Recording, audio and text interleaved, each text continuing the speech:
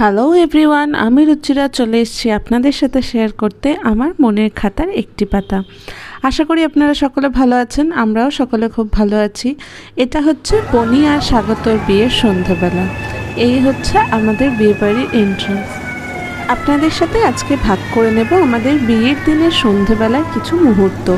তো এই যে সমস্ত ক্লিপিং আমি এখন আপনাদের সাথে শেয়ার করছি সেই সবই স্টুডিও ডিজিটাল জোনের শ্রীতম দা, পার্থদা ওদেরই তোলা। তো আমি সেই সময় বিয়ের ব্যস্ততায় সত্যি করে উঠতে পারিনি। তো ওরা বলেছিল, বোন তোমার কোনো চিন্তা নেই, আমি তোমাকে সব দিয়ে দেবো, সমস্ত ক্লিপিং আমি তোমাদের দিয়ে দেবো। তো সেইগুলোই আমি আপনাদের সাথে শেয়ার করছি। এই হচ্ছে বনি সাজেগুজে রেডি। আর এটা হচ্ছে আমার বড় মামা আর বড় মামার ছেলে। বড় মামা বলে মায়ের জাতুতো দাদা। আমার এটা হচ্ছে আমার বড় পিসির বড় ছেলে, বৌমা আর দুই নাতি, আর আমি আর সৌমিক। এই হচ্ছে পিসির বড় ছেলে আর বড় বৌমা। এই যে বড়দাদা। আর এটা হচ্ছে বাপিদের সমস্ত ভাই বোনের মধ্যে সব থেকে বড় পিসি আমাদের আর কি, মানে বাপির মামা তো দিদি আর কি, বাপিদের সবার মধ্যে সব থেকে বড়। তো পিসিমণি ওপরে উঠতে পারবে না বলে ওই জন্য আমরা নিচে এসে দেখা করে গেছিলাম। এটা হচ্ছে ওই যে একটু আগে বড় মামা দেখলেন, বড় মামারই মেয়ে, এই দিদি আর ভাই। আর এটা হচ্ছে আমাদের পাড়ারই এক কাকিমা আর বৌদি। এটা হচ্ছে আমার এক জাতুতো দিদি আর জামাইবাবু। এটা এক মামাতো ভাই, মাইমা, ওই যে ভাইয়ের বউ পাশেই, ওদের আগের বছরই বিয়ে হয়েছে। আর এটা হচ্ছে বাপি আর বাপির এক অফিস কালিগ, আমাদের খুবই পরিচিত, মানে ফ্যামিলি ফ্রেন্ড বলতে পারেন। এনারা হচ্ছেন বাপির সব ছোটো মাসির বাড়ির সবাই, ওই পিসিমণি, কাকিমা, এরম সব। ইনি হচ্ছেন আমার এক মামি। এটা হচ্ছে আবার বনির, মানে স্বাগতর হচ্ছে ছোট মামা আর মাইমা। ওনারা যেহেতু মাহেশে থাকেন, মামা বাড়ি ওর ওখানে, তাই ওনারা তাড়াতাড়ি এসে গেছেন। আর আমাদের তো চেনেনি। আর এই দাদার কাছেই আমি আর বনি দুজনেই সেই দিন সেজেছিলাম। এই দাদাই ছিল আমাদের মেকআপ আর্টিস্ট। আর ইনি হচ্ছেন আমাদের পাশের বাড়ির কাকিমা। এনারা হচ্ছেন স্বাগতরই বড় মামা, মাইমা আর বড় মামার দুই মেয়ে। এনারা হচ্ছেন ওই যে জেঠুর বাড়ি গেছিলাম জলসইতে, জেঠুর মেয়ে, জামাই, মেয়ের পুরো ফ্যামিলি জেঠু। এটা তো তমা মাইমা আর মাইমা, এদেরকেও আপনারা চিনেই গেছেন। এটা হচ্ছে ওই কাকিমারি, মানে কাকিমারি পুরো ফ্যামিলি, কাকু, কাকিমা, ভাই সবাই মিলে। আর এরপরে হচ্ছে এটা বড়দিদা, এনাকেও আপনারা সকলেই চেনেন, মায়ের বড় মাসিমণি। আর এটা হচ্ছে আমার মেজো পিসির ছেলের বউ। পিসিমণিরাও ছিল, কিন্তু কখন ফটো তুলেছে সেটা আমি খেয়াল করিনি। এটা তো আমার শ্বশুরমশাই আর শাশুড়ি মা, আমরাও সবাই একসাথে ফটো তুলছিলাম। সৌমিক কোথায় ছিল খুঁজে পাচ্ছিলাম না, তাই ওকেই ফোন করছিলাম বোধহয় আমি তখন, কোথায় আছে জানার জন্য, তাহলে একসাথে সবাই এক ফ্রেমে ফটো উঠতো। তারপরে বেশ কিছুক্ষণ এইসব ফটো তোলাই হচ্ছিল, কারণ তখনও হচ্ছে বর আসেনি। আমাদের বর আসার সময় ছিল অনেক দেরিতে।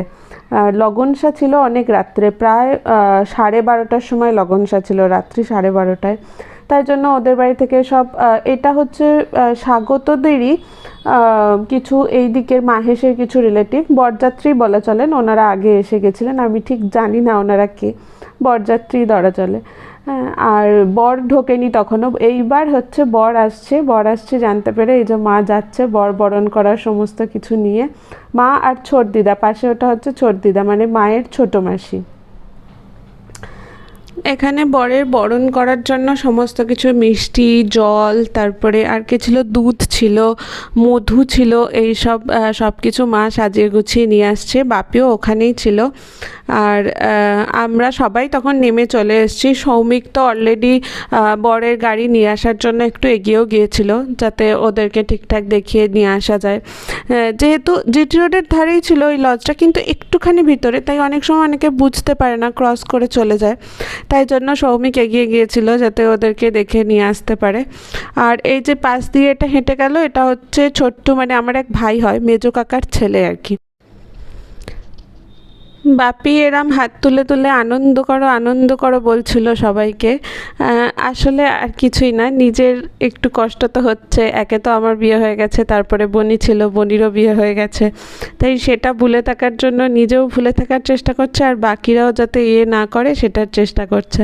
আর বাপি আবার এর মধ্যে করেছে কি, তসর, বাপির পাঞ্জাবিটা ছিল পিওর তসরের পাঞ্জাবি পরেছে, কিন্তু ভেতরে কোনো ইনার পরেনি, ঘামে ভিজে পাঞ্জাবিটা গেছে ফেসে। আর তাই সেইটাই মা দেখছে। এটা হচ্ছে আমার ছোট পিসিমণি। আর এই যে আমাদের বরের গাড়ি ঢুকছে। আমি আবার গিয়ে ওনারা কিছু একটা কারণে ভুল বোঝাবুঝিতে রাস্তায় দাঁড়িয়েছিলেন, খুঁজে পাচ্ছিলেন না, বুঝতে পারছিলেন না এটাই কিনা, তাই আমি আবার একটু এগিয়ে গেলাম, গিয়ে আবার ওনাদেরকে নিয়ে আসলাম। এই বরের গাড়ি আসছেন, আমাদের বর এসে গেছেন। এটা অনেকটাই রাত হয়ে গেছিলো, এটা প্রায় তখন রাত 10টা মতো বেজে গেছিলো, যেহেতু লগনসা দেরিতে ছিল তাই আর কি কারোরই অত তাড়া ছিল না। আর ওনারা এসছেনও অনেক দূর থেকে, সেই মেদিনীপুর, পশ্চিম মেদিনীপুর ওনাদের বাড়ি, তো অতটা দূর থেকে এতটা আসতেও অনেকটা টাইম লেগেছে।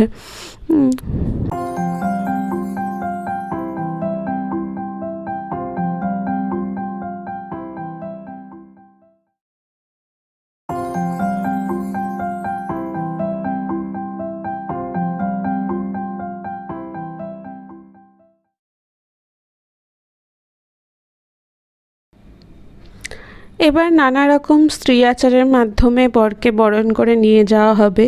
তাই আমাদের কি নিয়ম আছে, প্রথমেই বরের গাড়ি ঢুকলেই ফার্স্টে কলসি করে জল দিতে হয় গাড়ির সমস্ত চাকায়। তাই ছোট পিসিমণি সেটাই করছিল, গাড়ির সব চাকায় জল দিয়ে দিচ্ছিল। ফার্স্টে এটা হবে, তারপর বরকে বরণ করা হবে আর কি। তাই ফার্স্টে ছোটোমণি গাড়ির সব 4টে চাকাতেই আর কি ঘুরে ঘুরে জল দিতে হবে। আর এই সময় অনেকে বেরিয়েও যাচ্ছিলেন, রাত হয়ে গেছে যেহেতু, অনেকে ওয়েট করছিলেন একবার বর দেখে চলে যাবেন।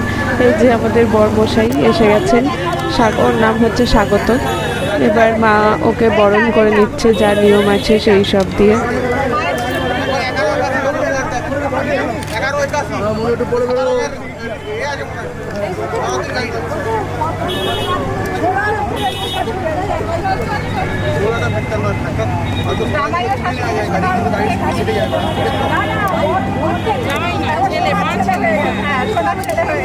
দিদিকে একটু চেপে যেতে বলো না, একটুখানি। হ্যাঁ, কাকিমাকে দেখা যাচ্ছে, ঠিক আছে।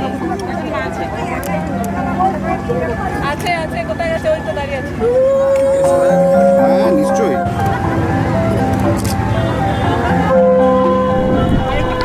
সব বরণের পর্ব মিটে গেলেই এবার হচ্ছে বরকে নিয়ে যাওয়ার পালা। তো সবাই বলছিল যে সৌমিককে ওকে নিয়ে চলে যেতে, তো আবার কেউ কেউ বললো যে বরকে কোলে করে নিয়ে যেতে হয়। তাই এই দুই দাদা, মানে এক দাদা আর এক ভাই, এরা হচ্ছে মেজো কাকারই বড় ছেলে, 2 ছেলে আর কি, মেজো কাকার 2 ছেলে। ওরা বললো ঠিক আছে আমরা কোলে করে নিয়ে চলে যাচ্ছি বলছে এখন সবাই। দিয়ে ওরা দুজনে এবার ওই স্বাগতকে চাগিয়ে নিয়ে যাবে, কোলে করে তুলে নিয়ে যাবে, সেটাই। সামনেটা ছেড়ে দিন কাকিমা। এখানে রিয়াদি বলছে চুটিঙ্গাকে দেখার জন্য যে ওর বাবা পিসমশাইকে কোলে তুলে নিয়ে যাচ্ছে। ও আবার এসে ছুটে ছুটে এসে সামনে থেকে দেখছে যে কি হলো, বাবা তো আমায় কোলে নেয় কেন, পিসমশাইকে আবার কোলে কেন নিয়ে যাচ্ছে। নিয়ে তো কিছুতে হাঁ করে দেখছে ব্যাপারটা কি ঘটছে এখানে। তারপরে দাদারা ওকে কোলে করে ঘরে নিয়ে গেছিলো। আর সেই সময় আমরাও একটা ফাঁকতালে, তখন আর কি ওদের বাড়ির কেউ এসে পৌঁছায়নি যে ওর জুতোটা গার্ড করবে, তাই আমরা ফাঁক পেয়ে ওর জুতো, ও যেই জুতো খুলে বসেছে আমরা ওর জুতোটাও চুরি করে নিয়েছি। তাই আমাদের এক কাজে 2 কাজ হয়ে গেছে, ওকে কোলে করে নিয়েও যাওয়া হয়েছে, আবার জুতো চুরি করে নেওয়া হয়ে গেছে। কিভাবে ডাকাতি করলে যদি একটুখানি বলো। হ্যাঁ, আমরা বরকে কোলে করে নিয়ে এসেছি, তার বিনিময়ে বরের জুতোটা টুক করে খুলে নিয়েছি। তাহলে জুতো ডাকাতি হয়ে গেলে, এটা তো চুরি নয়, পুরোপুরি ডাকাতি। এই ছিল আমাদের জুতো চুরি করার গল্প। আপনারাও আপনাদের দিদি, বোন বা ভাইদের বিয়েতে কিভাবে কে জুতো চুরি করা আটকেছিলেন বা জুতো চুরি করেছিলেন সেই গল্প আমাদের সাথে শেয়ার করুন। এরপর বিয়েবাড়ির আরও স্মৃতি নিয়ে আসছি পরের ভিডিওতে। আপনাদের যদি কিছু ভালো লেগে থাকে ভিডিওটি লাইক করবেন, কমেন্ট করবেন, শেয়ার করবেন, আমাদের পাশে থাকবেন। আপনারাও আপনাদের নিজেদের বোনের বিয়েতে বা ভাইয়ের বিয়েতে কিভাবে আনন্দ করেছিলেন আমাদেরকে জানাবেন, তাহলে খুব ভালো লাগবে।